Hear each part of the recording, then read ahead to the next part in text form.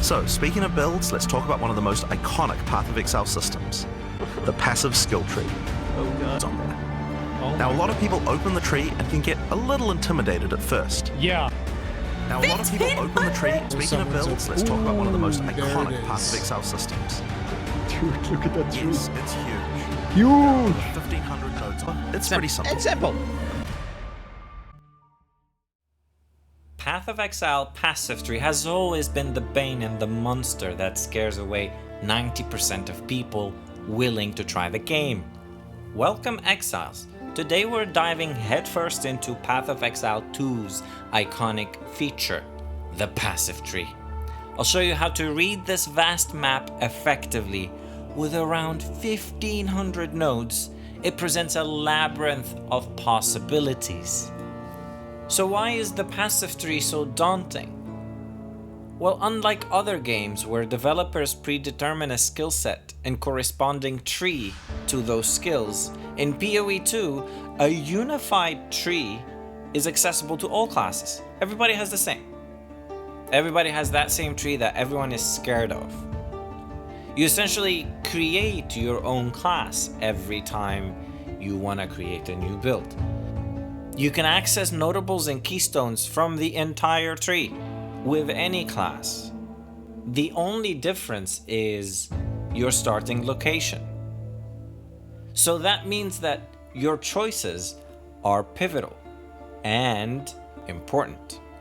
And that also means that making a build in PoE is different from other games. Applying previous gaming experience in RPGs to PoE does not really translate well, which is why people usually go as far as saying, PoE is bad, this is bad game design. It's different. That's it. This is practically, if you think about it, introducing planning and critical decision making from the start of the game, which not a lot of people really enjoy. A lot of people want to get to know the game and then start to make these decisions. So why are people playing PoE? Well, some people enjoy that part of the game. This is practically endgame content for a lot of people. The idea of creating a build, trying to climb your way through the game with it, and showing off to the internet how you did it. That's a slice of PoE. However, the vast majority of PoE players, they don't create their own builds. They don't create their own personalized classes. All they do is jump into the internet, pick a build, and roll with it. And that's it. And that's why people always recommend newcomers to follow a build guide. Following a build guide enables you to basically skip that whole step that I just mentioned right now. And it allows you to just play the game, killing mobs, bosses, trying all the new mechanics, doing side quests, going through the main quest, and all kinds of things in Rayclast. Enjoy the game for what it is. You don't want to be looking at the skill tree on your first playthrough and crying your eyes out. You don't want that. You want to experience the game. And that's why every veteran PoE player will always recommend a build guide on your first playthrough. They're not looking down on you. They're actually looking out for you. You know how I mentioned that every class has a different starting point on the skill tree? Well, that starting point usually dictates where on average your skill tree is gonna branch out to. However, venturing away from your class's starting area offers both challenges and opportunities. For example, if a witch might begin in a region that might be optimized for spell damage, venturing into areas that help with more bow-centric builds may seem counterintuitive, highlighting the necessity of strategic foresight, but eventually it might justify these initial inefficiencies, demonstrating the depth and strategies involved. So you might ask, why would anybody do that? Well, you're aiming usually for one of three things: either a specific keystone, or a specific cluster or notables, or a specific ascendancy that you want to keep but go into a specific build. It's imperative to read through the notables and keystones, understand what each does, and plan your path from the start. Path of Exile is not a game where you level up and then choose where you're gonna put your skill point next. It's a game where you need to plan your skill tree ahead of time and craft a semi-optimized build. Let's delve deeper into notables and take the example of the notable Voracious. It allows 20% of your leech to be instant. Add to that another notable, Savored Blood. It increases 50% of your life leech and makes your leech 20% slower. Combined with other notables that you might encounter on your tree, you are basically offering another way to top up your life effectively, allowing you to become more aggressive with your playstyle, allowing you to build less defenses, yet still have more survivability through damage. Moving on to keystones. They're a bit different from notables. Keystones have benefits and drawbacks usually. Let's take the example of Chaos Inoculation. It's a game changer.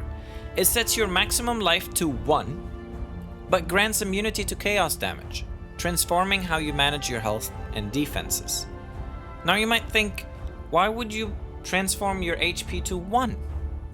Well, something to keep in mind is that chaos damage, for example, penetrates energy shields, which kind of serve as your second health pool.